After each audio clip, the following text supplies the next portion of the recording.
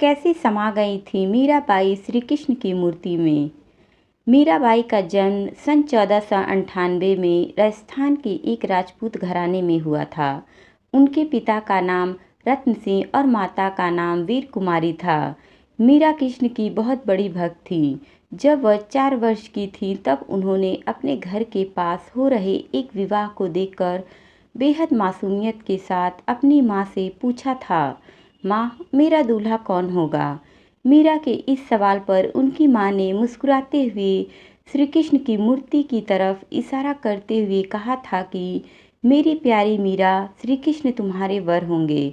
जिसके बाद से ही मीरा श्री कृष्ण को अपना स्वामी मानकर उनके प्रेम में विलीन हो गई। कुछ समय बाद ही मीरा की माँ का निधन हो गया था। जब मीरा बड़ी हुई तो उनके मन में ये विश्वास था कि श्री कृष्ण उनसे शादी करने जरूर आएंगे। मीरा बेहद खूबसूरत और स्वभाव की कोमल थी।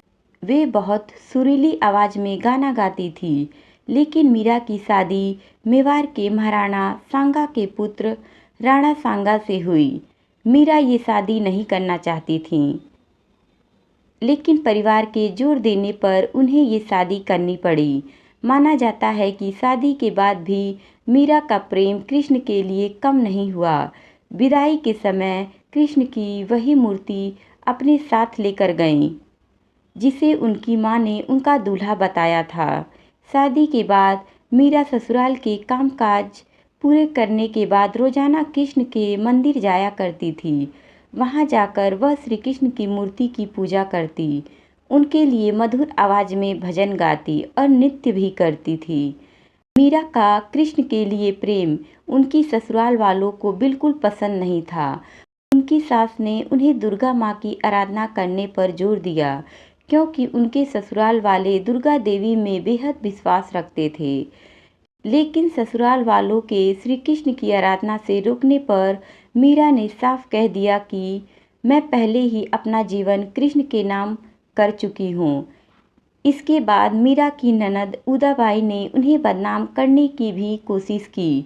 उदाबाई ने अपने भाई राणा से कहा कि मीरा का किसी के साथ प्रेम संबंध है और उसने मीरा को उस व्यक्ति के साथ देखा है। ये सुनकर राणा बेहद क्रोधित हुए और आधी रात बहन उदाबाई के साथ मंदिर जा पहुँचे। मंदिर पहुंचकर उन्होंने मीरा को कृष्ण की मूर्ति के साथ अकेले ही बातें करते हुए देखा। यह देखने के बाद वह गुस्से से चिल्लाए, मीरा, अपने जिस प्रेमी से तुम बातें कर रही हो उसे मेरे सामने लेकर आओ। इसके जवाब में मीरा कृष्ण की मूर्ति की ओर इशारा कर कहती है कि ये मेरे स्वामी हैं, इनसे मेरा विवाह हो गया है। ये सुनने के बाद राणा का दिल टूट जाता है, लेकिन फिर भी वह पूरी श्रद्धा से अपना पति धर्म निभाते हैं और आखिरी सांस तक मीरा का साथ देते हैं। मीरा का देवर विक्रमादित्य चित्तौड़गढ़ के नए राजा के रूप में चुना गया था। उनको कृष्ण के प्रति मीरा की भक्ति और लोगों के साथ मीरा का मेल जोल पसंद नहीं था। उन्होंने मीरा को मारने के लिए फूलों के हार की एक टोकरी भेजी, जिसके अंदर जहरीला सांप था। मीरा ने जैसे ही टोकरी खोलकर देखा तो उसमें कृष्ण की एक खूबसूरत मूर्ति फूलों के हार के साथ पाई। इसके अलावा विक्रमादित्य ने मीरा को मारने के लिए प्रसाद में भी जहर मिलाकर भेजा। मीरा जानती थी कि उस प्रसाद में जहर है, फिर भी मीरा ने वो जहरीला प्रसाद ग्रहण कर लिया, क्योंकि उन्हें विश्वास था कि कृष्ण जी उनको जहर से बचा लेंगे। जब मीरा को मारने की कोशिश हद से ज़्यादा बढ़ गई तो मीरा ने तुलसीदास को एक खत लिखकर उनसे उनकी राय मांगी। तुलसीदास ने जवाब में लिखा कि उन्हें त्याग दो जो तुम्हें नहीं समझ सकते हैं। भगवान के लिए प्रेम ही सच्चा प्रेम होता है, दूसरे रिश्ते झूठे होते हैं। मीरा का जीवन उस समय पूरी तरह बदल गया जब अकबर और तानसेन वेश बदलकर मीरा के गाने सुनने चित्तौड़गढ़ के मंदिर आ पहुँचे। उन्होंने मीरा के पवित्र चरण छूकर कीमती जवाहरत की माला कृष्ण की मूर्ति के आगे रख दी। जैसे ही राणा को ये सूचना मिली वह बेहद क्रोधित हो गए, जिसके बाद उन्होंने गुस्से से मीरा को कहा कि जाकर डूब मरो और जीवन में कभी भी अपना चेहरा मत दिखाना। तुम्हारी वजह से मेरी और मेरे परिवार की बहुत बदनामी हो चुकी है। तुमने हमें लांछित किया है। मीरा ने राणा की कही बातों का पालन किया और वह गोविंद गिरधारी गोपाल जपते जपते कृष्ण के ख्यालों में नाचते गाते नदी की ओर बढ़ने लगी। जैसे ही मीरा ने नदी में कूदने की कोशिश की कि पीछे से किसी ने उनके हाथ को थाम लिया और वह गिरने से बच गई। मीरा ने मुड़कर देखा तो अपने प्रेमी कृष्ण को पाया। कृष्ण को अपने पास देखकर मीरा को विश्वास नहीं हुआ और वह कृष्ण की गोद में बेहोश होकर गिर पड़ी। ये देखकर कृष्ण मुस्कुराए और मीरा के कान में बोले, मेरी प्यारी मीरा, तुम्हारा जीवन नश्वर रिश्तेदारों के साथ समाप्त हो चुका है। अब तुम आज़ाद हो, खुश रहो। तुम मेरी हो और हमेशा मेरी ही रहोगी। इसके बाद मीरा वृंदावन चली गई।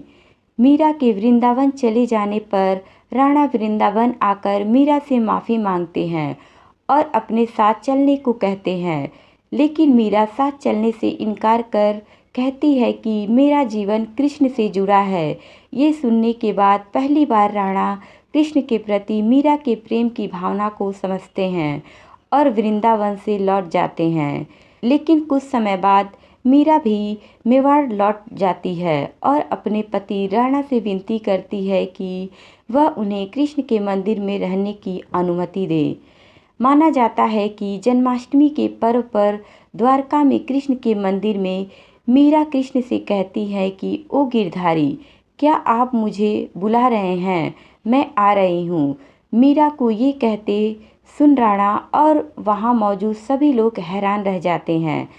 माना जाता है कि कृष्ण को पुकारते ही मीरा में एक तरह का प्रकाश उत्पन्न हुआ और मंदिर के कपाट खुद से बंद हो गए।